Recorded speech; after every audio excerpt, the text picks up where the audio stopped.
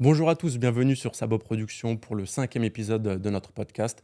Vous le savez, dans notre podcast, on reçoit principalement des photographes et des vidéastes, des gens passionnés d'images. On est tous passionnés d'images, de toute façon, on aime tous les films, les séries, les belles images. Pour ce 5e épisode, du coup, on reçoit un photographe un peu différent des autres profils parce que c'est un photographe qui est plus axé sur la mode et tout ce qui est un peu fashion. On n'avait pas reçu de photographe dans ce profil-là avant. Pour les prochains épisodes, on recevra aussi d'autres invités, pas forcément des photographes, on recevra aussi des sportifs, des journalistes. Mais là, aujourd'hui, on reçoit en tout cas un photographe qui a quasiment 20 000 abonnés sur ses réseaux sociaux, sur Instagram. Je pense que quand la vidéo sortira, il aura dépassé le cap des 20 000 abonnés. Il a aussi une chaîne YouTube, donc c'est quelqu'un qui fait beaucoup de tutos et je vous invite à aller voir ses réseaux sociaux, tout est en description. Et pour ce 5e épisode, du coup, on reçoit c'est Synapse. Salut, tu vas bien? Ça va très bien et toi? Ouais, super. Merci pour l'invitation en tout cas. Bah, C'est merci très à gentil. toi, en tout cas d'avoir accepté. Voilà, Ouais, c'est normal. je te l'ai dit, tu es assez suivi sur les réseaux sociaux, Ouais. tu as quasiment 20 000 abonnés. Tu fais beaucoup de tutos pour un peu apprendre aux Mm. gens la photo, la vidéo. Donc, c'est très cool ce que tu fais. Moi-même, ça m'aide un petit peu Ouais, tes c'est tutos. cool. Donc, Je te remercie. c'est vraiment très cool ce que tu fais. Une première question que j'aimerais te poser, toi, comment est-ce que tu as découvert le monde de la photo? Bah, je te dis, ça s'est fait totalement par hasard. Totalement par hasard parce que rien ne me prédisposait à suivre ce chemin-là. Tu vois, quand je repense, j'étais encore avec mes parents hier, mais quand je repense à l'éducation que j'ai reçue, c'était très classique. Ça veut dire que la promotion sociale, elle se faisait par le travail et puis par l'école. Moi, on m'a souvent dit travaille bien à l'école. Moi, j'avais pas de problème par rapport à l'école. Je m'y sentais bien. J'étais pas le meilleur élève. Tu étais un bon élève? Moi, j'étais dans le ventre mou plus, tu vois, ventre mou plus. Mais Ok.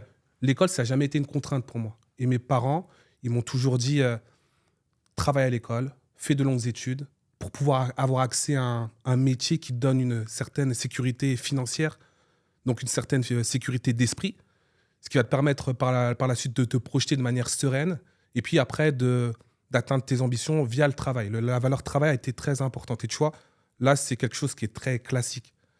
Et mes parents, il n'y avait pas du coup dans cette mentalité, dans ce chemin qui était tracé pour moi, il n'y avait pas la place à, tu vois, ces voix un peu folkloriques. Quand tu parles du domaine artistique, mes parents, ils mettaient des regards Hmm. et il n'y avait pas la place à ça. Donc moi, j'étais, je sais pas si c'est le bon mot, j'étais conditionné Hmm. à suivre un chemin classique, à faire Hmm.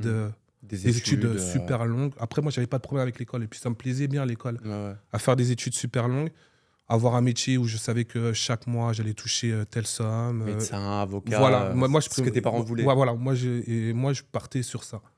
Et puis, quand je vois aujourd'hui où j'en suis arrivé, il y a eu des événements qui ont fait que bah, je me suis écarté de cette route-là pour pouvoir avoir un lifestyle qui convient à mes valeurs et puis à mes envies au quotidien, quoi. Voilà, tout simplement. Mais est-ce que pendant que tu faisais tes études, que tes parents voulaient que tu aies Mm, un métier classique et que tu mm. fasses des études classiques, à ce moment-là, toi, tu savais déjà que tu voulais être photographe ou Pas du tout. pas du tout? Pas du tout. C'est-à-dire que toi, à ce moment-là, en fait, tu suivais ce que tes parents te disaient. Ouais, puis moi, j'aimais bien. Tu vois, Ça te plaisait? Ok. moi, j'aimais bien. C'était pas une contrainte pour moi. Moi, Ok. j'aimais bien. L'école, c'était un moyen de donner du sens et un contexte aux ambitions que je voulais. Et moi, j'aimais bien. Et en fait, ce virage, il s'est fait très, très récemment. Mais tu sais, quand je repense un peu à comment ça s'est construit, parce que j'en parlais encore avec ma famille, en fait, il y avait beaucoup d'éléments qui étaient là depuis que j'étais petit, mais qui étaient dissociés. Et il y a eu des événements qui ont fait que ces éléments-là s'imbriquent, que je trouve un contexte dans lequel ils puissent s'exprimer, trouver du sens. Et il s'avère que pour qu'ils puissent s'exprimer et donner du sens, ça a passé par la photo et la vidéo. Ok. Mais après, toi, de base, dans ta famille, on n'est pas très photographe. Pas du tout. Tu Pas es du le tout. seul photographe de la Pas du famille. tout. Mes parents, ils ont fait des études, tu vois, classiques. Ils ont et c'est là où je les admire. De par leur travail, ils sont comme nous tous. Tu sais, c'est une histoire très classique, hein. Ouais. Ils viennent du bled et puis de par leur travail, moi je les ai vus monter les échelons jusqu'à notamment mon père était très haut gradé du coup même à la fin de sa carrière. Et moi j'avais cette valeur travail, mais il y a pas du tout d'artistes dans ma famille. Il y en a pas du tout, sauf non, il y en a pas du tout. Il y en a pas du tout. Donc, tu as fait tes études, tu as eu ton bac. Après Mm. ton bac, tu t'es orienté vers des études classiques. Tu es parti à la fac ou C'est ça, comment je suis ça se parti à la passait? fac. En Tu fait, as fait une fac de quoi? je fais une fac de sciences. Ok. Du coup, moi Rien à voir j'adore. avec la photo. Rien, rien à voir avec la photo, mais après, tu vois, il y a des parallèles qui sont quand même existants. Mais je fais une fac de sciences. Et il faut savoir que moi, j'adore la musique. J'adore notamment le R&B. Et à cette époque-là, là où il y en a certains qui regardaient, tu vois, la télé-réalité et tout, moi, quand je rentre chez moi, le premier truc que je fais, je regarde les clips. Je regarde les clips, je me saigne aux clips. Et c'était le début Quel artiste? tout, tu vois, Alicia Keys, Destiny Child, Usher. Ouais. Du coup, je regarde tous les clips. Le Je bon regarde, R&B des années 2000, quoi. ouais, je Du connais tout. début. À cette époque-là, je connais tout. Je connais tout. Et ce qui me permet d'avoir une banque de données, tu vois, au point de vue visuel, qui me sert encore aujourd'hui, sur lesquelles je m'appuie. Et là, je regarde tout, je regarde tout. Je rentre en contact avec... c'est la première fois où je rentre en contact avec des gens qui ont la même passion que moi de la musique. Donc, on est un groupe à la fac où on parle R&B, on mange R&B, on mange du hip-hop, on fait ça. Il faut savoir que moi, je suis originaire de Nantes. Mais à cette époque-là, je suis mes parents. Du coup, dans l'est de la France, c'était très compliqué. Et le fait d'avoir cette passion que je partageais avec d'autres pour le R&B, ça me permet de me créer des contacts. Ok. Moi, je suis assez introverti, donc ça me permet de me créer des contacts. Ok. Et Non, mais du coup, j'allais te dire, tu disais qu'en regardant les clips, toi, ça te servait, même Mm. encore aujourd'hui, tous Ouais. les clips que tu regardais. ouais. C'est-à-dire que c'est à ce moment-là, en fait, que tu as commencé à t'intéresser un petit peu à tout ce qui est l'univers artistique, la C'est photo, ça, la vidéo. c'est ça, C'est quand tu regardais les clips c'est ça, de c'est ça. R&B. Ouais. Là, à ce moment-là, on est au début des années 2000 ou on est plus tard? On est 2010. Ok, donc ça remonte à il y a plus de 10 ans par rapport à aujourd'hui. je veux dire. Ouais, c'est plus de 10 ans. C'est plus de 10 ans. Et là, je commence à regarder les clips. Et comme je te dis, il y a des éléments qui s'imbriquent parce que du coup, mes parents, ils m'ont toujours fait écouter beaucoup de musique. Tu vois, la musique, même aujourd'hui, même dans la construction de ma photo, de la vidéo, c'est très important. Et je comprends que mes parents m'ont éduqué l'oreille. Ils m'ont vraiment éduqué l'oreille. Ouais. Et ce côté rythmique, moi, j'essaie de le mettre même dans ma musique, dans mes vidéos. Et c'est à ce moment-là où j'ai des copains qui, parce qu'ils aiment beaucoup la musique, veulent faire leur propre musique. Après, avec des résultats plus ou moins, tu vois. Pareil. Ouais, il y a des choses qu'on essaie d'oublier.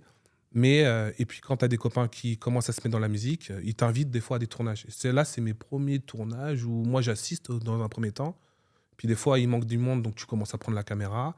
Et puis, comme je t'ai dit, les clips, ça m'a permis d'être force de proposition des fois sur les tournages. Je leur disais, moi, j'ai vu ça dans les clips. Ok. Peut-être qu'on peut adapter ça avec nos moyens, certes. Tu vois, moi, j'ai vu ce clip-là et je suis devenu force de proposition sur les tournages. Jusqu'au moment où, de force de proposition, on me demande est-ce que tu veux nous aider à organiser le tournage? Alors que moi, ça ne m'intéressait pas trop. J'étais dans mes clips et tout. Ouais. Et je commence à rentrer dans l'organisation de certains tournages à ce moment-là. Ok. Donc en fait, le monde de l'image, t'as pas commencé avec la photo. Tu as Pas du commencé tout. avec la vidéo. Ouais, la vidéo, c'est naturel pour moi. La photo, c'était pas du tout. Moi, j'ai Ok. commencé par la vidéo. La vidéo, c'était totalement naturel. Ça impliquait du mouvement. Ouais. Tu vois, quand je te dis, moi, à la maison, on écoutait beaucoup de musique. Et cette mise en mouvement, cette mise en rythme, moi, je l'ai toujours eu dans le corps. Hmm. Donc, du coup, retranscrire des images sur de la musique, c'était simple pour moi. Et d'autant plus, comme je t'ai dit, j'avais une banque de données Hmm. que j'arrivais à retranscrire et à adapter par rapport aux moyens. Et c'était en ça que j'ai, sans prétention, que je pouvais être force de proposition sur le groupe d'amis qu'on avait, Ok. parce que j'arrivais à retranscrire et adapter par rapport à nos moyens des idées qu'on avait vues dans des clips avec des moyens qui n'étaient pas les nôtres, quoi. Et c'était sur des clips à ce moment-là, c'était uniquement les clips de tes amis qui faisaient de la musique, c'est ça? Donc vous étiez pas beaucoup sur le set, Non, j'imagine. ouais, pas beaucoup. C'est pour ça que tu as été amené à toucher à la caméra en fait. C'est ça. Et toi, ça te plaisait quand tu touchais la caméra? Parce Au que- début, pas forcément. Moi, j'étais là pour regarder. Ouais. Mais mon objectif premier, c'était pas prendre la caméra. Mais après, une fois que tu prends la caméra, que tu comprends que associer des images à du rythme, ça peut permettre de retranscrire un message. Une fois que tu commences à toucher au montage et que tu peux construire toi-même ton histoire et que tu comprends que tu peux toucher des gens comme ça, moi, ça a été un déclic. Et je me rappelle une scène que j'avais montée de A à Z avec de la musique. Et là, j'avais montré à mes amis, justement. Et c'est la première fois que je m'occupais de quelque chose de A à Z. Et là, c'était un déclic pour moi. Je me suis dit, ça j'aime bien. Et c'est à ce moment-là que tu t'es dit, c'est ce que je veux faire. Peut-être pas ce que je veux faire, mais au moins m'y intéresser un peu plus. Ok. M'y intéresser un peu plus, ouais. Toi, en parallèle, tu faisais toujours tes études Ouais. à la fac de sciences? Je faisais toujours mes études, j'étais à Nantes. Enfin, j'étais dans l'Est. Par moment, je revenais à Nantes parce que j'avais toujours mes attaches. Donc, je faisais les allers-retours. Entre-temps, tu vois, j'ai eu mon diplôme, mon premier emploi, qui m'a amené à venir sur Paris. Mais du coup, le week-end, j'allais à Nantes et je voyais mes amis et je faisais du coup ces projets-là. Jusqu'à le nouveau déclic où une personne de ma famille, en l'occurrence ma cousine, monte une agence d'événementiel. Ok. Donc, elle a fait le chemin inverse. Elle était sur Paris. Elle part sur Nantes. À Nantes, il y avait tout à construire. Et elle était au courant que je commençais un peu à faire de la photo, de la vidéo à cette époque-là. Pas de photo du tout à ce Pas de moment-là. photo. Et justement, la photo a démarré avec ce projet-là. Et elle me demande est-ce que tu veux faire ma pub pour lancer mon agence? Sachant qu'elle avait une réunion avec plusieurs entrepreneurs du coup émergents à Nantes et il lui fallait un visuel pour promouvoir son activité. Et à ce moment-là, je lui dis ok, il n'y a pas de souci, on s'organise sur 3 week-ends. Et c'est la première fois, hormis les clips que j'avais déjà fait, mais des clips vraiment low cost, tu vois, quand je les regarde aujourd'hui, je dis ah, c'est pas possible. Mais bon, il faut commencer quelque part. Et c'est la première fois où j'avais à ma disposition un semblant de matériel, des acteurs qui étaient là, parce qu'elle avait une agence d'événementiel où il y avait une branche qui était consacrée à la gestion de la carrière, entre guillemets, de modèles Ok. débutants. Donc, il y avait des modèles qui étaient là. Ok. Et on avait des locaux qui étaient à notre disposition. Et il fallait, du coup, sur 3 semaines, organiser tout ça. Et c'est la première fois que je me retrouve à la tête d'un projet, certes amateur, mais où on me dit fais ce que tu veux. Ta carte blanche. Carte blanche. Ma Fais cousine me fait confiance, elle me dit fais comme tu Le veux. but, c'est faire une vidéo qui promouvoit C'est ça. son agence C'est d'événementiel. ça. Et le matériel que tu as à disposition à ce moment-là, c'est toi qui l'as acheté ou c'est avec ta cousine Alors, je me rappelle, parce qu'en parallèle, je travaille. Il y a un collègue qui est DJ de haut niveau, donc qui était Ok. à mon travail, qui faisait ça. Il faisait un peu de DJing et puis il travaillait un peu. Et il me conseille une caméra, donc une caméra Panasonic, un bridge entrée de gamme. Et c'est avec ça que je fais mes armes. Donc je vais sur ce clip-là avec ça. Il te propose ou il te fournit la caméra? Non, il me conseille. Donc on regarde ensemble. Et il me tu dit- l'achètes du coup? Ouais, il me dit. Et il me dit je pense que tu n'auras pas de difficulté à la revendre au cas où si ça ne t'intéresse pas. Ok. Et il avait raison. Donc on prend vraiment le temps. Il me dit tu vois, là, même sur Le Bon Coin, il y a beaucoup de demandes par rapport à cette caméra. Si ça ne te plaît pas, tu la revends derrière. Du Ok. coup, il n'y a pas de souci. Là, du coup, ce Panasonic, ce boîtier que tu achètes, c'est ta toute première caméra. Toute première Et caméra. pas de caméra quand tu étais enfant Non, et tout. toute première caméra. Ok. Et donc, tu as cette caméra à Mm. disposition.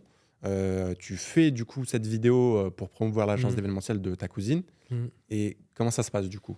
Super bien. Ça se passe super bien. Et là, je me rends compte que j'ai des réflexes qui se mettent en place tout de suite. Analyser un lieu, proposer des choses, arriver avec des références. Sans prétention, ça se passe bien. C'est fluide. Et comme je t'ai dit, c'est là où je fais de la photo. Le photographe qui était censé venir faire quelques photos arrive en retard. Ok. Donc, je me rappelle, on était dans un restaurant. Elle avait elle avait eu accès à un restaurant et le photographe n'est pas là. Et les modèles sont là, elles attendent. On dit on fait comment? Elle me dit fais les photos. Fais les photos parce que du coup, il nous faut Ouais. des photos. Ouais. Et donc là, j'ai plusieurs modèles à disposition. On change de spot, on fait les photos. Et une fois qu'on a quasiment fini, le photographe arrive. Il fait son travail. Je lui dis écoute, tu prendras ces photos. Elle me dit non, mais là, tes photos sont bien. Et on arrive justement à cette fameuse réunion d'entrepreneurs où j'arrive avec mes photos, la vidéo, elle est projetée. Et là, ça plaît. Tu vois, à mon grand honnêtement, ça plaît. Et Nantes, c'est petit, donc tout le monde se connaît dans ce milieu-là, mais comme à Paris, mais c'est encore plus petit. Et là, je suis super étonné. Il y a des chefs d'entreprise qui sont là, ils me disent écoute, nous, on veut la même chose. Pour notre entreprise. Ouais, ils me disent on veut la même chose. Moi, j'avais jamais fait de photos. Ils nous disent les photos, elles sont bien. Ah, ils te disent on voit la même chose pour les photos, Pour les photos vidéos. et la vidéo. Ah, pour le les deux. package. On Donc, veut. On aime bien ce que tu as fait dans l'ensemble photo et vidéo. ok. Parce que la vidéo est lancée, il y a son PowerPoint qui passe avec les photos où elle explique les branches de son entreprise. Donc après, il y a un cocktail. Et puis les chefs d'entreprise qui sont là, certains dans l'événementiel, d'autres dans l'immobilier, ils me disent nous, on veut la même chose. Donc ta première vidéo a fait mouche. Ouais. Et tu vois, c'est le destin. Et je me retrouve à voir. Alors que moi, je venais à Nantes juste pour le week-end, les week-ends tournés, je me retrouve pendant 1 an à faire des allers-retours entre Paris et Nantes. J'ai mon travail à Paris, du coup, la semaine. Et du coup, je m'arrange tout du moins au début, parce que du coup, j'avais pas la notion des tarifs et tout, pour au moins faire rembourser mon trajet, faire rembourser mes repas. Et du coup, je fais l'aller-retour. Moi, j'ai quelques projets les week-ends. Je vois ma famille. Moi, tout est bénéf pour moi. Du coup, je commence à faire mes armes comme ça. Ok. Et du coup, ça, c'est tes premiers projets qui sont rémunérés ou c'est juste remboursement des frais de Il transport? y en avait qui c'était juste remboursement des frais de transport parce que pour moi, c'était c'était un moyen d'être à Paris, de voir ma famille. Et Ok. j'étais pas dans l'optique gagner ma vie avec la photo, c'était juste un kiff. Tu vois, avec le recul, je me dis, oh non, mais là, tu as fait des trucs. Mais ça m'a permis d'avoir mon premier portfolio, d'avoir des choses à montrer et de me faire l'expérience sur le terrain. Et ça, ça vaut pas. Ça n'a pas de prix. Ça n'a pas de prix. Ça n'a pas de prix. En fait, c'est devenu une passion au fur et à mesure, l'image. C'est-à-dire qu'au début, ça ne l'était pas, tu ne connaissais pas du tout ce milieu-là. Et tes premiers clients, en fait, c'est là que vraiment tu t'es dit, peut-être que tu pourras en vivre. C'est ça. Et donc là, pendant 1 an, tu fais des vidéos du coup corporate pour des entreprises et des photos aussi. Ouais. Et tu vois, le plus gros client que j'avais à l'époque, c'était je sais même pas comment on appelle ça, des restos-bars qui invitaient en fait les artistes quand ils faisaient leur tournée sur l'ouest de la France. Donc il y avait 2 places fortes, il y avait Nantes et Rennes. Ouais. Et moi, je me vois filmer, je me rappelle le premier gros artiste que j'ai fait, c'était Abu the Bang. Ensuite, Gims, mais tu sais, c'était leur début. Donc, il y avait Dadju, Aya Nakamura. En fait, ces artistes-là venaient dans les restaurants. Faire les showcases, tu vois. C'était une boîte de showcase. D'accord, ok. Et quand ils faisaient leur tournée, ils faisaient des tournées Rennes, notamment Nantes. Ouais. Moi, je travaillais pour une entreprise où on me demandait fais un résumé de la soirée et fais des photos. Et, les photos ou les vidéos? Les deux. Tu vois, deux. je faisais les deux. J'avais à l'époque, et comment tu faisais pour faire les deux? Je fais les deux. Des fois, je faisais des pauses. Même à l'époque, là, quand je te dis, je sais pas, des fois, je m'organisais de manière à prendre du recul, analyser la fête, prendre la température de la soirée, connaître quand il y avait les moments forts et du coup m'arranger pour donner quelques photos, quelques vidéos. Puis après, quand j'avais pas des fois beaucoup de photos, tu sais, je faisais des captures d'écran et tout. Je leur disais, j'ai pas. Et ça trouvait toujours une solution. Il fallait trouver une solution. Ça, tu vois, je venais le vendredi à Nantes, ça devait sortir le lundi. Et les gens, ils attendaient la vidéo du lundi pour dire, ah ouais, tu vois, je suis dans le récap et tout. Et donc voilà. Et tu disais que là, tu avais un A7S déjà? J'avais A7S le 2. Un A7S2. Et donc, c'est avec ça que tu shootais en vidéo et en photo. Ouais, tu vois, je faisais avec les moyens du bord, quoi. Mais j'avais investi le peu d'argent que j'avais gagné sur un bon objectif, un bon boîtier qui me faisait tout. Ok. À ce moment-là, du coup, quand c'est ta première année où tu enchaînes des projets comme ça avec tes premiers clients, tu te rappelles on est en quelle année ou pas? Pour qu'on ait un peu l'ordre chronologique. Aya Nakamura, Abu the Bang, c'est peut-être 2017. Ouais, c'est ça. Tu vois, il y avait. C'était aussi, tu vois, Salva, tu vois. Oh mon Dieu, Salva. Ouais, voilà, il y avait ça. C'était cette époque-là. Où il y avait le premier NASA. Tu vois, Dadju, il était encore avec 2018, son groupe. Dadju, il était avec. J'ai peur d'écorcher le groupe, mais il y avait ça. Tu vois, c'était cette période-là. Ok. Du coup. Donc, tes premiers projets, tu fais ça pendant 1 an. Donc, ça se passe plutôt bien. Ouais. Et ça dure 1 an. Et du coup, pourquoi ça s'arrête au bout d'1 an? Parce que tu retournes à Paris, tu as fait le tour Non, parce que tu vois, j'étais fatigué. Ce qui devait être une passion commence à prendre beaucoup de temps. Ok. Parce qu'à ce moment-là, tu as toujours ton travail à côté. Ouais, j'ai mon travail. Mais tu as quoi comme travail à côté? Là, tu vois, moi, je travaillais dans la science. Ouais. Après, je suis parti... comment? Dans un laboratoire? Non, après, je suis parti dans le monde de l'enseignement. Donc, tu étais prof? Ouais, du coup, j'étais dans le monde de l'enseignement. Et donc, j'étais... prof de quoi? SVT, tu vois. Prof d'SVT? Ouais, ok. En collège? Ouais, au collège. Du coup, au collège. C'est intéressant quand même, parce que tu étais prof d'SVT au collège et en parallèle, tu faisais tous tes projets photos, vidéos. Je faisais tous mes projets photos, vidéos. Là, tu avais une vie à 1000 à l'heure à ce moment-là. Et ouais, tu vois, quand je te dis les allers-retours, là, je commençais à sentir le contre-coup physique. Mais j'ai toujours eu dans l'optique d'anticiper. Je me suis dit, je ne ferai pas ça tout le temps. Et notamment quand je partais à Nantes, tu vois, quand tu vas voir ta famille, eux, ils ont leur vie, donc des fois, tu as des moments un peu morts. Je me suis dit, très vite, ok, c'est une passion, mais il faut que je puisse me diversifier parce que je me vois. Le monde de la nuit, c'était bien, mais c'est pas quelque chose qui m'attire et dans lequel je me voyais évoluer très longtemps. Les showcases, les boîtes de nuit. C'était pas trop mon délire. Mais là, ça me permettait d'avoir de l'expérience. Donc, du coup, et je me suis dit, en venant à Nantes, je vais essayer de jouer sur mon réseau et de contacter des gens dans le milieu dans lequel je vais travailler. Donc, quand je venais le vendredi, je faisais les showcases. J'avais le samedi et je partais le dimanche. Mais le samedi, des fois, je mettais, pendant que ma famille dormait, parce que moi, je me réveillais très tôt, je cherchais, je commençais à regarder. Et à ce moment-là, j'avais des photos, donc mes premières photos. Mon frère me dit, tiens, il y a une application qui est pas mal. Il me parle d'Instagram. Alors moi, je n'étais pas du tout sur les réseaux. Je commence à mettre mes photos quand même sur Instagram, suivant son conseil. Puis je vois que ça commence à réagir un peu à Nantes. Et comme c'est un terrain de jeu, entre guillemets, qui est petit, dès que tu postais quelque chose, les gens qui étaient dans le domaine d'activité qui était le tien, ils voyaient tout de suite. Voilà. Alors que Paris, tu vois, ça prend un peu plus de temps. Nantes, c'était tout de suite. C'était tout de suite. Comme c'était petit, on n'était pas beaucoup de monde. on voyait tout de suite les réactions. Et là, je me dis, oh, il y a quelque chose à faire. Il y a un endroit où je peux m'entraîner. Parce que quand je vais poster, par exemple, le lundi, notamment les vidéos récap, et puis après, quand je faisais des projets le samedi, je les postais dans la semaine, j'avais le retour. Oh, ça, on aime bien. Est-ce que tu peux venir avec nous? Donc, je me suis dit, très vite, ça peut devenir un terrain de jeu pour moi, tester des choses. Et si j'aime bien, pourquoi pas partir avec ces concepts que j'ai travaillés sur Nantes et les amener à Paris. Donc, pendant un an, certes, j'avais mes showcases le vendredi soir, mais la journée du samedi, j'ai expérimenté énormément.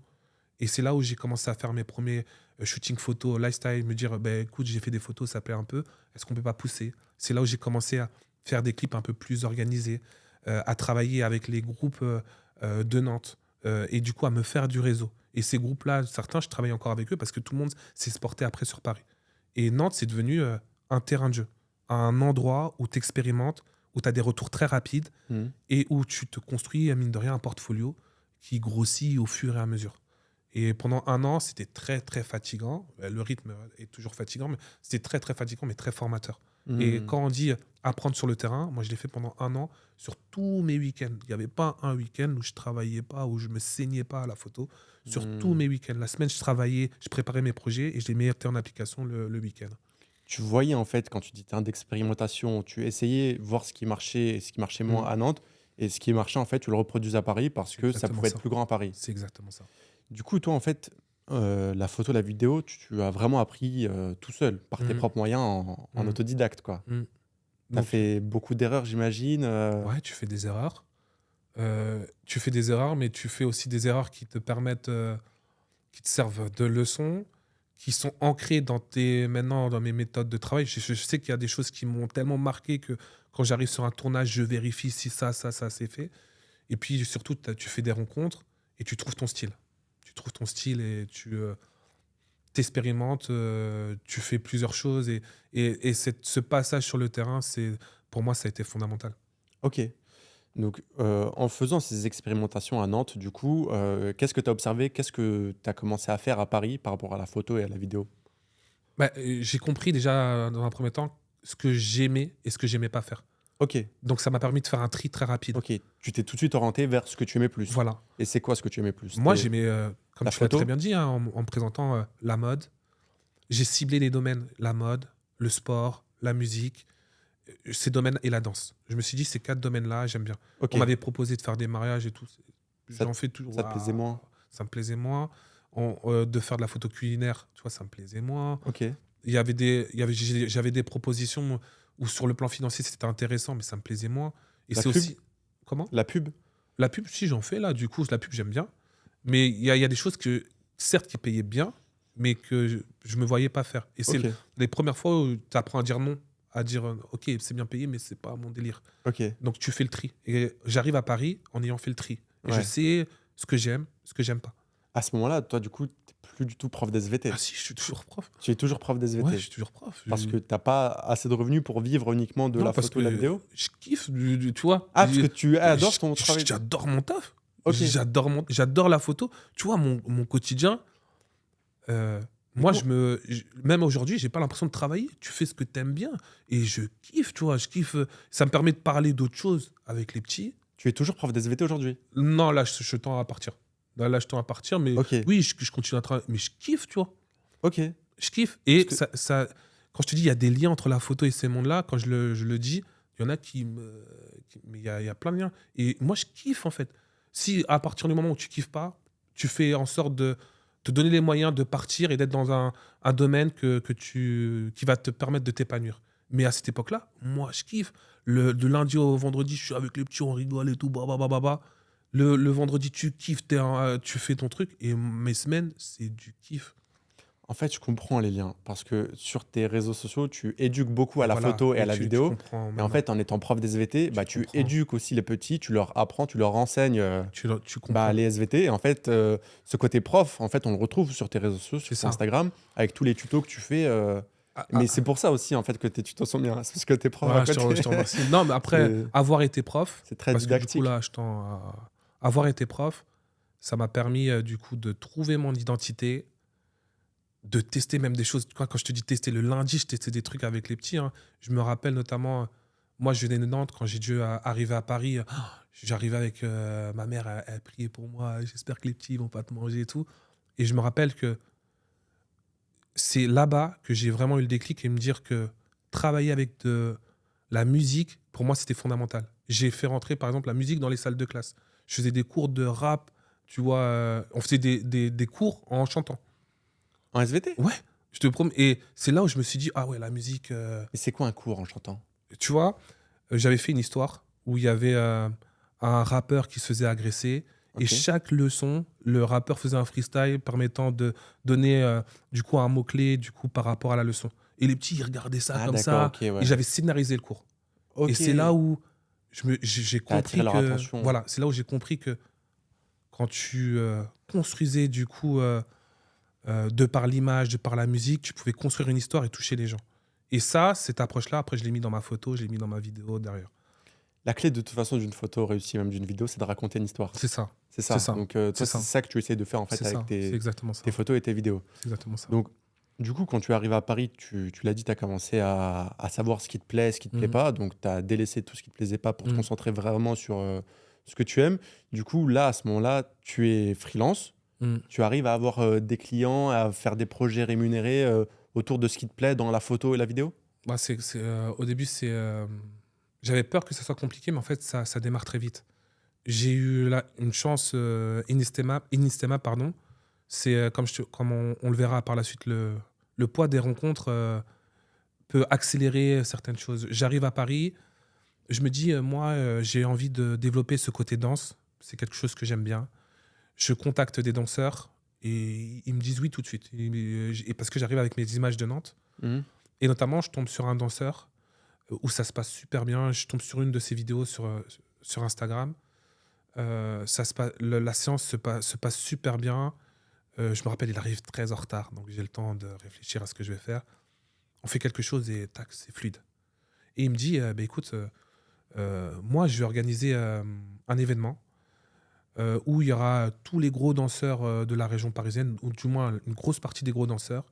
Et puis, j'ai besoin de photographes et de vidéastes pour couvrir cet événement-là.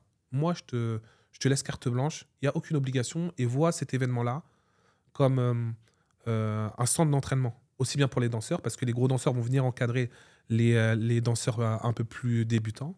Et puis, il y a les photographes de tout niveau, et vous êtes là, et vous pouvez expérimenter comme vous voulez. Et j'arrive j'arrive au niveau de cet événement-là, et ça a été une révélation pour moi. Et ce que j'ai compris après, par la suite, c'est qu'au niveau de cet événement-là, il y avait des danseurs qui évoluaient auprès de Madonna, de Matt Pokora, de Vita, Ah de ouais, Slimane, donc de sacrés contacts, quoi. et des contacts de fou. Tu vois, même aujourd'hui, quand je vois les pubs, je les vois encore à la télé. Ouais, Et du coup, je me fais des contacts de fou. ok. Et je me rappellerai toujours, j'arrive, il y a un danseur, je lui dis, mais ta tête me dit quelque chose. Il me dit, ah bon? Et en fait, c'était le petit dans le clip de Papa Outé, de Stromae. Ah ouais? Et du coup, je le reconnais après. Je dis, oh, mais. T'avais grandi entre Et temps. oui, il avait vraiment. C'est Mais pour ça que tu l'as pas reconnu, ouais. je reconnais son regard. Je me dis, mais Ouais. je t'ai déjà vu quelque part. Et derrière, ces danseurs qui étaient la nouvelle génération de danse, ils avaient à l'époque entre 16 et 23 ans. C'est eux qui sont maintenant en place aujourd'hui. Et du coup, on a pu tous grandir ensemble. Moi, j'ai pu Mhm. travailler avec eux sur des projets, affiner mes propositions en termes visuels. Mhm. Et puis, comme ils voyageaient du coup au Japon et tout, mes vidéos partaient avec eux et derrière, bah, ça a explosé, quoi. Quand tu faisais les shootings de danse, c'était toujours pareil, photo plus vidéo, les deux? Ouais, on essayait de faire les deux parce que pour moi, ça faisait partie de mon identité. Je trouvais que c'était intéressant de s'améliorer sur les deux domaines. Je trouvais que c'était intéressant de communiquer avec les deux supports parce que pour moi, ils ont toujours été complémentaires. Et cette complémentarité, c'est quelque chose après que j'ai essayé de pousser et que du coup, qui faisait ma marque de fabrique. Donc quand je travaillais avec les danseurs, on faisait des vidéos et ensuite on faisait des photos, ce qui nous permettait d'étaler le message sur plusieurs jours au niveau des réseaux sociaux et puis d'avoir des prémices de stratégie à appliquer après dans ta communication. Juste question, parce que moi-même qui suis photographe et vidéaste, je connais pas du tout les shootings de danse. Comment ça se passe? Un shooting de danse quand tu prends des photos, des vidéos, c'est-à-dire que c'est pendant un entraînement, ils sont en train de danser, et Non. toi tu prends les photos, les vidéos sur le tas. En Comment ça se gros, passe? tu vois, c'était super technique. Au début, ils venaient avec des chansons qu'ils aimaient bien. Ouais. Donc Vous êtes certains en intérieur ou en extérieur en juste? extérieur, c'était souvent en extérieur. Donc D'accord, on ok. interagissait avec du coup le décor. Et l'idée, c'était de retranscrire l'émotion qu'ils voulaient et d'être, du coup, force de proposition. Donc, nous, on crée des stratégies pour mettre en place un visuel. Et puis après, ces stratégies, elles commencent à s'affiner. Ça commence, du coup, à être ta carte ta patte que les autres reconnaissent. Et du coup, c'était mettre en valeur une partie du son. Et là où les danseurs étaient par moments très forts, c'est que des fois, ils prenaient des sons qui fonctionnaient dans le moment même où on les tournait. Et l'artiste, des fois, il les contactait et repostait, du coup, la vidéo. Et du coup, on essayait de créer un ensemble cohérent sur le plan visuel, sur le plan artistique. Et des fois, on avait des temps limités parce que chacun avait ses contraintes. Mais le but, c'était de créer du coup des vidéos sur des sons qui fonctionnent ou sur des sons qui correspondent à leur univers. D'accord, ok. Toi, en fait, c'est les shootings de danse, c'est vraiment ce qui te plaisait, quoi. C'est là Ah où tu ouais, étais c'était incroyable. épanoui. C'était incroyable parce que ça permettait de solliciter tout ce que j'aime bien, le mouvement, la musicalité, travailler avec des artistes où tu leur demandes, moi je vois ça, ils sont capables d'exécuter parce qu'ils avaient un tel niveau technique. Et puis ça te permet du coup de t'ancrer dans cette culture hip-hop qui a toujours fait partie de moi et d'en devenir un acteur du coup très actif. Et comme je te l'ai dit, après ça permettait aussi ouais, de concrétiser toutes les influences que j'avais. Et à cette époque-là, ça je l'ai fait pendant, même si je continue beaucoup à travailler avec des danseurs, mais ça je l'ai fait pendant 2-3 ans. Ce qui m'a permis après d'être reconnu du coup en Île-de-France. Les gens connaissaient mon nom, mais connaissaient pas mon visage, parce qu'à cette époque-là, je ne montrais pas mon visage. Et l'astuce que j'ai eue, c'est d'apposer mon nom sur les vidéos. Donc, ils voyaient Synapse, ils voyaient ce nom-là. Et ça m'a permis, du coup, en Île-de-France, dans le domaine des danseurs, de me faire un nom. Et ce domaine-là, il est connecté à plusieurs domaines. Le domaine du sport, le domaine de la mode. Et c'est comme ça qu'après, j'ai glissé doucement vers le domaine de la mode. Et les danseurs, moi, je les remercie encore. J'ai fait des rencontres incroyables, mais ça a été un accélérateur de carrière et en termes stratégiques, c'était un accélérateur parce qu'ils m'ont ouvert des portes comme jamais, quoi. C'est intéressant, hein, puisque comme ça, on s'en doute pas que maintenant que tu le dis, ça paraît évident et c'est logique. Mais avant que tu m'en parles, je Mm. pensais pas que la danse, en fait, était à ce point-là reliée à tout, en fait. Mais ça paraît évident. C'est vrai, au sport, Ouais, à la ouais, c'est mode. ça. Moi, ça, je l'avais compris rapidement. Je l'ai compris Ouais. très, très vite en venant sur Paris. Quand tu es sur Paris dans le domaine de la mode, c'est une des grosses places du hip-hop. C'est la deuxième place mondiale du hip-hop. Hmm. Tu sais, quand j'avais cette information en tête, je me dis, ah ouais, non, mais il y a des choses à faire. Et en plus, ça correspond à quelque chose que j'aime, qui va pas me demander de compter mes heures. Et ça, je l'ai très vite compris que le monde de la mode le monde de la danse, pardon, est interconnecté à beaucoup de monde. Hmm. Et tu vois, c'est une fierté que j'ai de me dire des fois, j'allume la télé, je vois des danseurs danser avec Usher. Il y en a certains qui vont danser avec Beyoncé. Je dis, ouais, moi, j'ai travaillé avec eux. J'ai Ouais, ouais. participé un tout petit peu à, à leur chemin. On a partagé un petit chemin ensemble et c'est cool. C'est vraiment cool.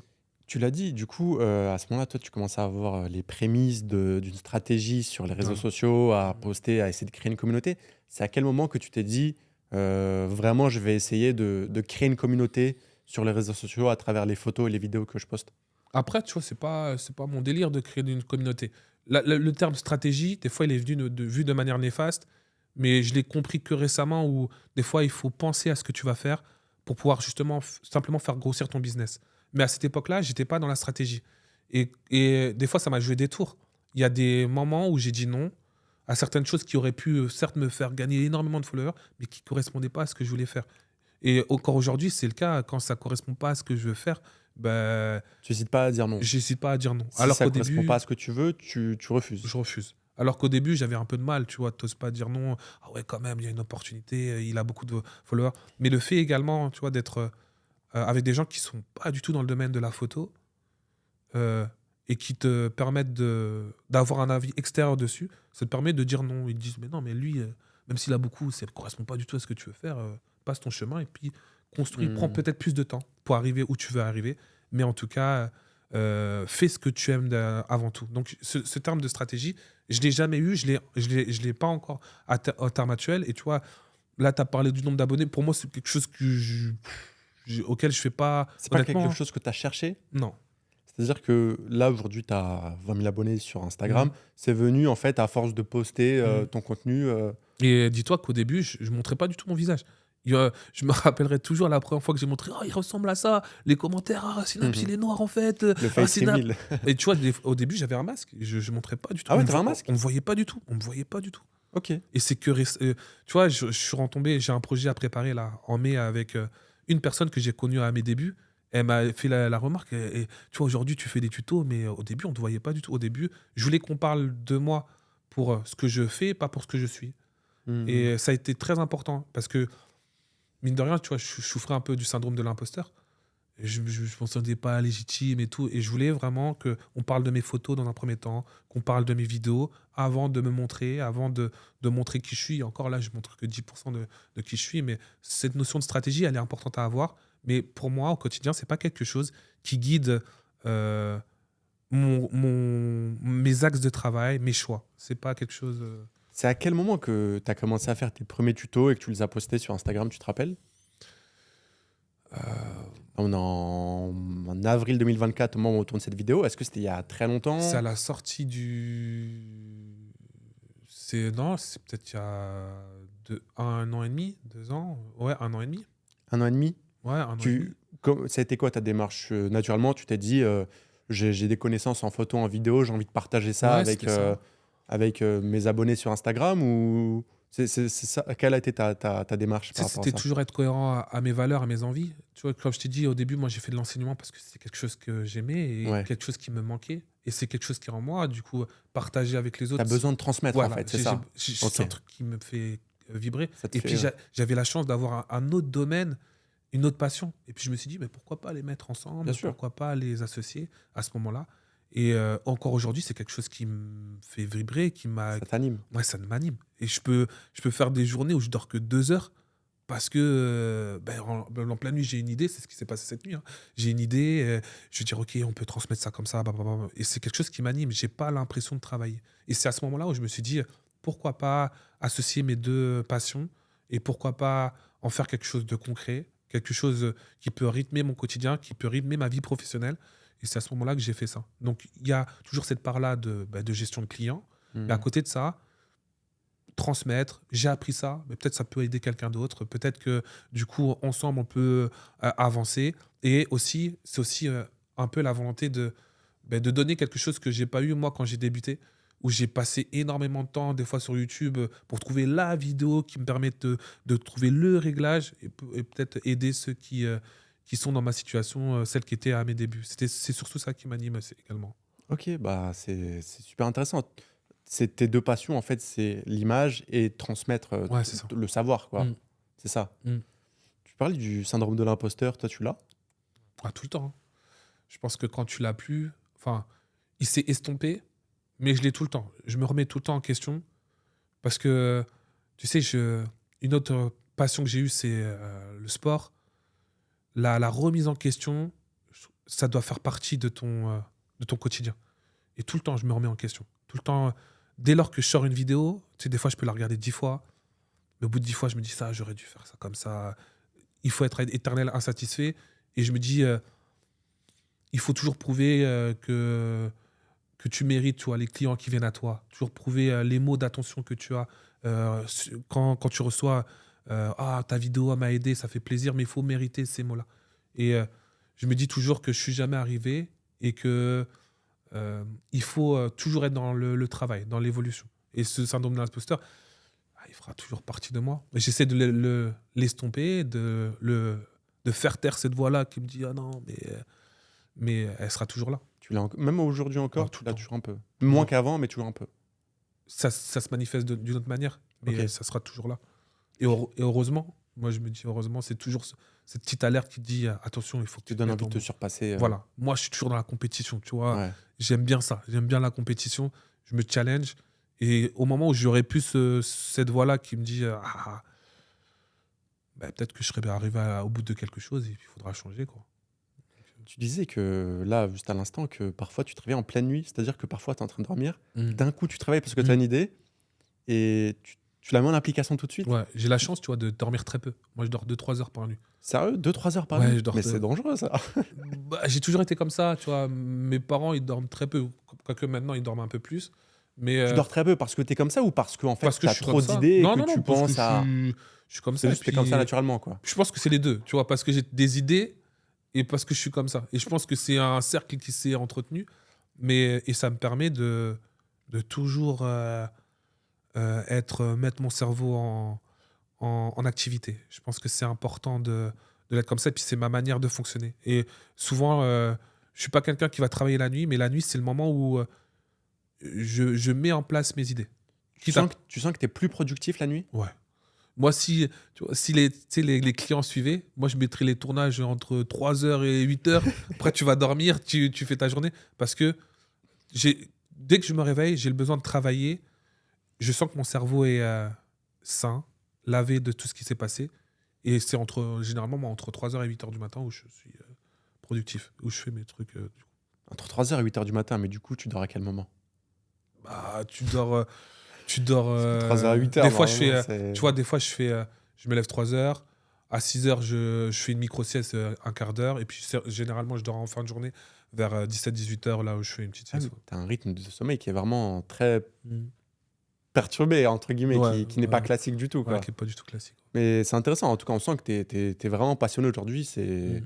La photo, la vidéo, c'est ce qui t'anime. Aujourd'hui, du coup, tu fais principalement des shootings avec des modèles ou Alors, tu fais aussi autre chose? Parce que sur tes réseaux, c'est ce qu'on voit principalement, c'est des shootings photos et aussi des vidéos avec des modèles. j'ai de la chance, ça s'est diversifié. Et cette diversification, ça me tient à cœur. Ce que je mets en avant, en effet, c'est les shootings avec les modèles. Donc ça, j'aime bien.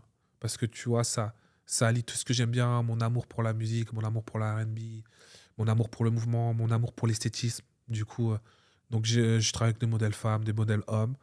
Je fais aussi beaucoup de pubs, mais ça, je le mets moins en avant. Tu sais, des fois, faire de la pub pour des ordinateurs, c'est un peu moins sexy, faire de la pub. Donc ça, je le mets moins en avant.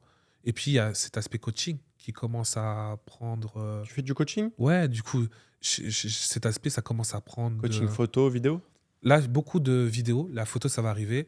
Et tu sais, j'ai eu la chance que certaines entreprises m'appellent pour former les salariés. La plus grosse entreprise qui m'a appelé, notamment, c'est Orange. Orange, ils m'ont appelé, ils m'ont dit, oh, on a vu ton contenu. Ils voulaient notamment aider les salariés à se préparer. La première fois qu'ils m'avaient appelé pour préparer le salon Vivatech, le gros salon de la tech, du coup, à Paris. Ouais, porte de Versailles. Ouais, et ils m'ont dit, est-ce que tu pourrais former nos salariés À prendre des photos? à faire des vidéos, du coup, courtes avec le téléphone. Et à cette époque-là, j'avais fait beaucoup de tutos sur CapCut, l'application CapCut sur TikTok. Et une des responsables des réseaux sociaux d'Orange m'avait vu sur TikTok. Et du coup, là, ça fait plus d'1 an et demi, 2 ans que je travaille avec eux et qu'on a des stages. Du coup, j'aide les salariés. Du coup, Tu interviens régulièrement ouais, c'est ça. Donc, pour c'est les cool. former Et à... notamment, tu vois, un des moments qui était super cool, c'est où Orange, ils ont le stade de Vélodrome. Tu vois, c'est l'Orange Vélodrome. L'Orange Vélodrome, ouais. C'était incroyable. T'as été au Vélodrome? Formation au Vélodrome, tu vois, le stade, il est vide et tout.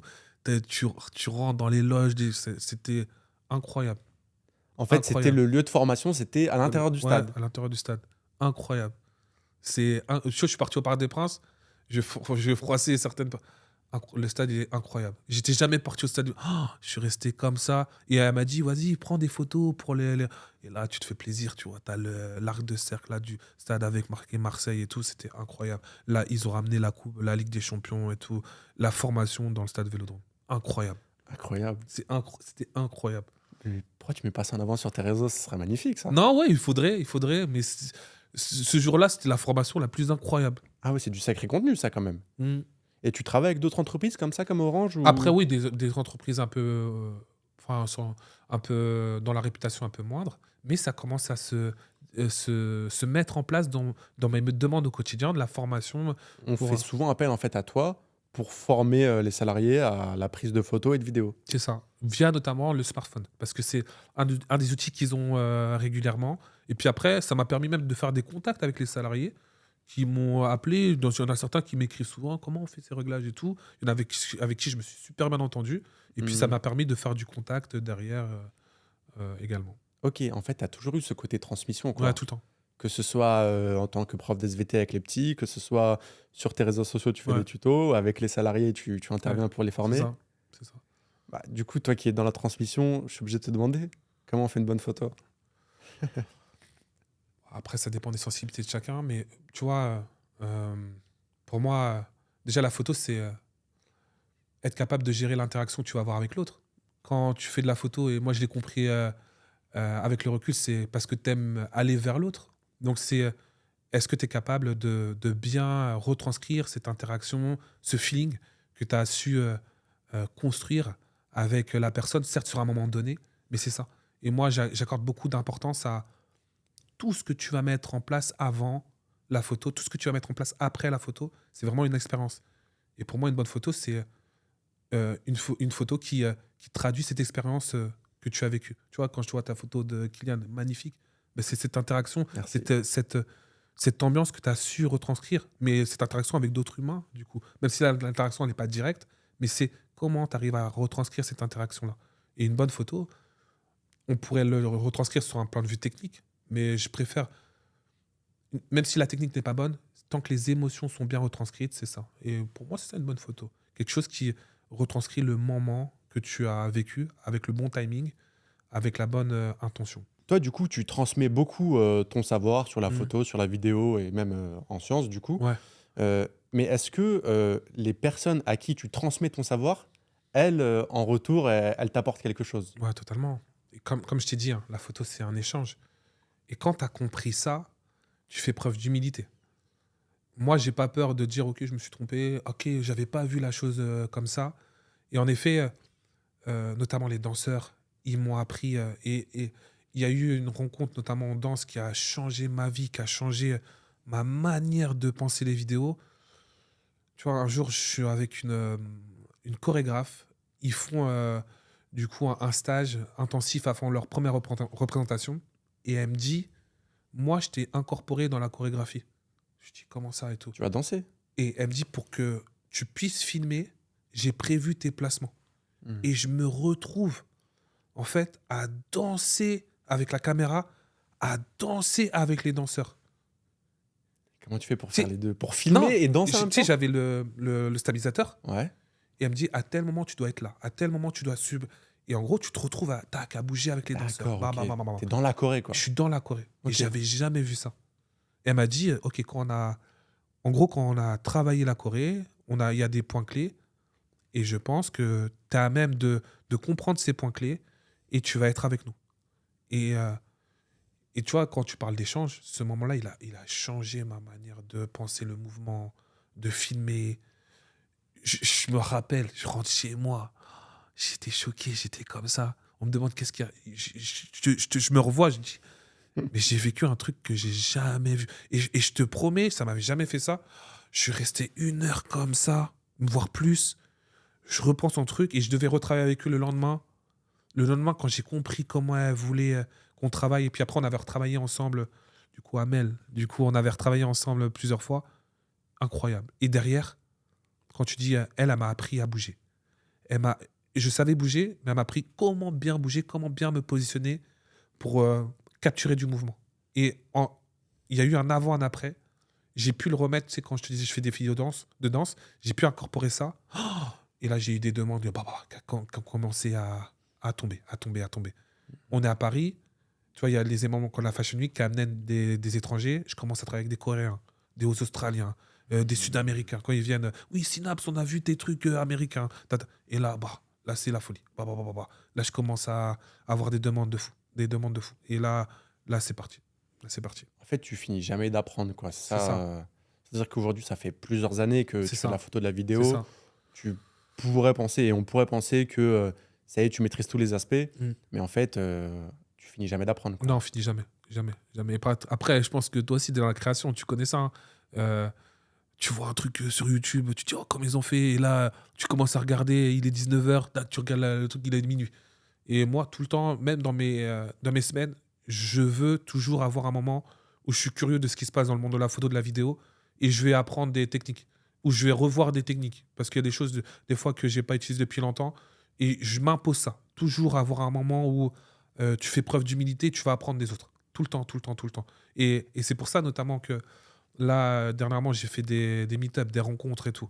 C'est pour déjà rencontrer des gens qui me suivent sur les réseaux, rendre ça plus humain, et puis apprendre d'eux, faire preuve d'humilité sur un moment où se dire, lui peut-être, moi j'ai tellement l'habitude, c'est quand j'arrive sur des tournages maintenant, j'ai tellement des réflexes qui sont ancrés, mais eux peut-être qu'ils n'ont pas une approche similaire. Et je trouve que c'est important de faire preuve d'humilité et d'avoir des moments où tu es avec d'autres personnes qui ont ta passion et de te taire et d'écouter ce qu'ils ont à proposer.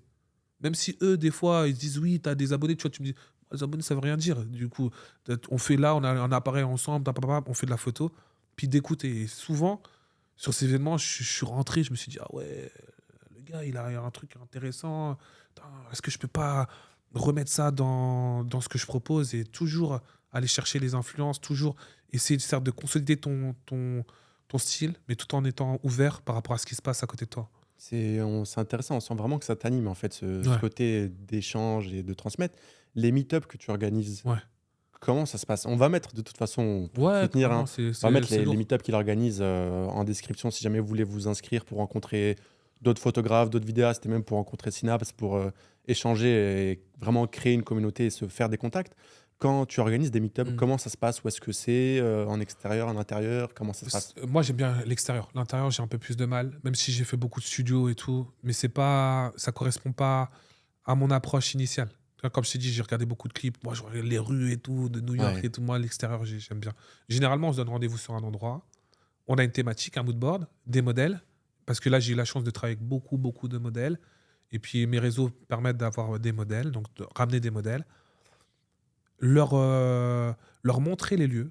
Moi, quels sont les lieux que j'ai sélectionnés. Et ensuite, leur laisser carte blanche. Et moi, je suis à leur disposition. Je suis là s'ils ont des choses à demander. S'ils ont même, des fois, on parle d'aspect business. Moi, je suis à leur disposition. Ensuite, on mange ensemble. Ça permet de continuer à échanger. Et puis après, ce qui me tient vraiment à cœur, c'est de créer un groupe où ils peuvent s'exprimer. Donc, on a un groupe où ils peuvent échanger, où ils montrent. Moi, je les pousse à montrer, à sortir des choses et du coup, à créer leur projet entre eux. Donc, c'est aussi un vecteur de mise en contact de personnes dans différents domaines. Donc, pour l'instant, ça prend cette forme-là. Ça sera sûrement amené à évoluer. Mais pour l'instant, au vu du temps qui est le mien, au niveau de mon emploi du temps, sans être prétentieux, tu vois, des fois, j'ai pas le temps pour pouvoir pousser la forme. Même si, avec les gens qui m'entourent, on commence à faire évoluer la chose et à professionnaliser la chose. Et je pense que ça sera amené à passer à un second step, sûrement à l'été ou à la rentrée 2024. Ouais. ok. Bah, en tout cas, je vous l'ai dit, on met les formulaires d'inscription dans la description. Si jamais vous voulez vous inscrire à ces meet vous pouvez. Et même, je vous encourage à le faire puisque c'est une superbe initiative de ta part, Synapse. Euh, Aujourd'hui, du coup, tes journées sont très chargées. Ouais. J'imagine que d'une journée à l'autre, tout est différent. Mais j'ai quand même envie de te poser la question, ça ressemble à quoi une journée type? Comme je te dis, je me lève à 3 heures du mat. Tu, Parce que, tu te lèves à 3 heures du mat. ouais, parce que tu es obligé. Parce que sinon, tout ne tombe, tout rentre pas. Généralement, tu fais des activités qui sont, tu vois, des activités égoïstes, hein, qui sont propres à toi, sans prendre en compte ta famille et tout, soit du sport, la lecture et tout. Tu commences à répondre aux mails. Après, bah, une heure descente où tout le monde est réveillé, donc ça veut dire 7 8 heures. Et ensuite, soit c'est la finalisation de projet, soit c'est du coup le contact de clients, les tournages, Shooting. les shootings, donc en journée. Et puis quand tu rentres, c'est des rushs, ben, des fois gestion des tutos quand j'ai le temps. Et ensuite, ben, la vie de famille qui reprend le pas.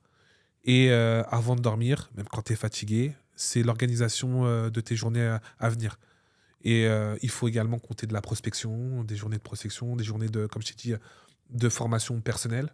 Tu prospectes encore aujourd'hui malgré toutes les demandes que Il tu faut toujours, reçois tout de le temps, tes clients, des tout le temps, entreprises. tout le Tu temps, continues à tout le démarcher. temps. Comme je t'ai dit, c'est toujours la volonté d'être en mouvement, de ne pas t'endormir. Moi, j'ai peur de m'endormir. J'ai peur de tomber dans une certaine facilité. Moi, j'ai jamais été le meilleur, j'ai jamais eu de facilité. J'ai toujours été dans le travail, tu vois. Et je sais pas faire autrement.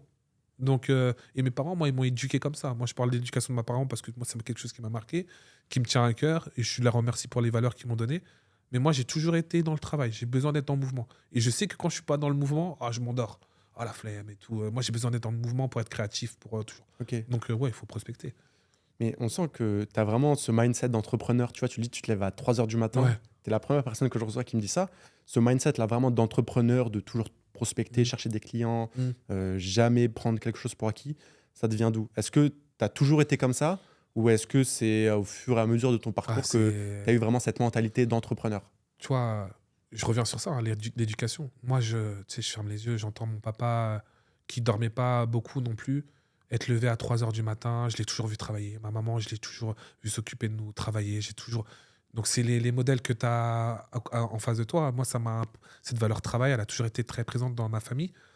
Et je ne me vois pas faire autrement. Je ne me vois pas faire autrement parce que du coup, j'aime être dans le challenge, dans le surpassement de soi, même si après, il faut savoir un peu lever, tu vois, le pied de la pédale et du coup trouver le bon équilibre.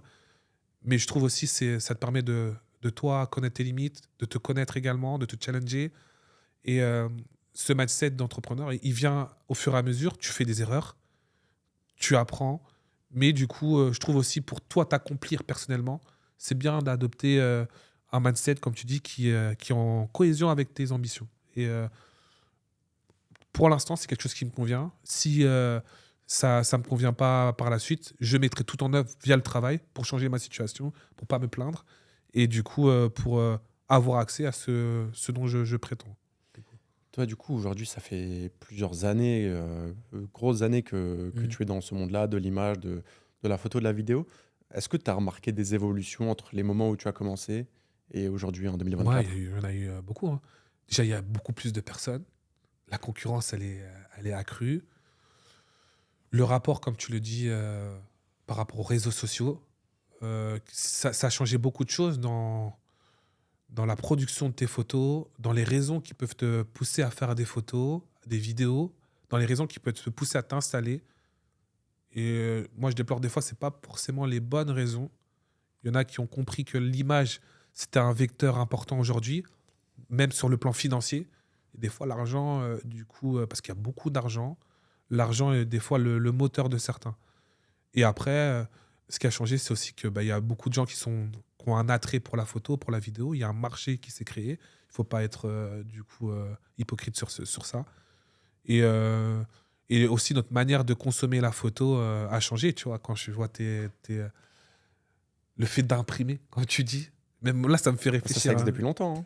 Mais aujourd'hui, on n'a pas On l'a plus, on ce l'a réflexe, plus. à cause d'Instagram et des réseaux. Tu vois, de se poser sur une photo, de se dire, ah ouais, ça, j'aime bien et tout, ça, on l'a plus. Même les vidéos, des fois, tu les livres. Dans la seconde, ils sont postés, et puis un jour après, on est déjà passé à autre chose. Et ça, je déplore un peu qu'on Ah, c'est le prenne. fast-food un peu Ouais, de la vidéo. t'as utilisé le bon mot, les gens, ils mangent ça.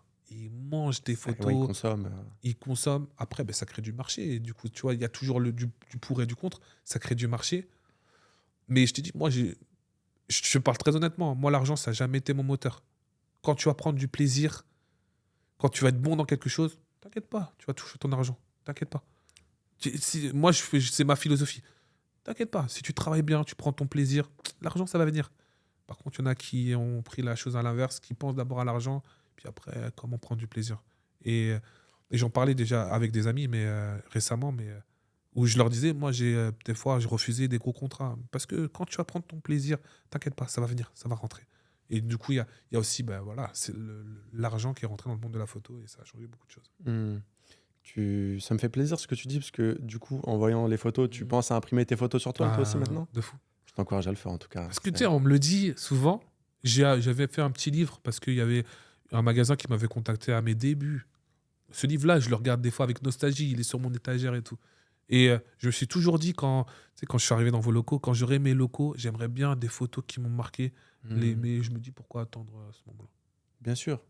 En fait, c'est bien d'avoir un support Ouais, de tes photos, parce que carrément. bah, tu peux Carrément. vraiment le prendre dans tes mains. Mais je, C'est pas à travers le mais téléphone. je te jure, et là, t'es en train de me convaincre. La semaine prochaine, là, je fais la pub pour Non, l'étoile non, mais photo. carrément, mais C'est pas un carrément. placement de Ouais, produit. Non, ok. Bah écoute, c'est très intéressant. On va toucher à la fin de ce podcast. ça marche. Juste deux petites questions pour terminer. Euh, Toi, c'est quoi les conseils que tu donnerais à un freelance? Tu vois, la photo, la vidéo, c'est un domaine qui est compliqué. Tu l'as dit, aujourd'hui, il y a énormément de concurrence. Mm. Donc, il faut pouvoir se démarquer.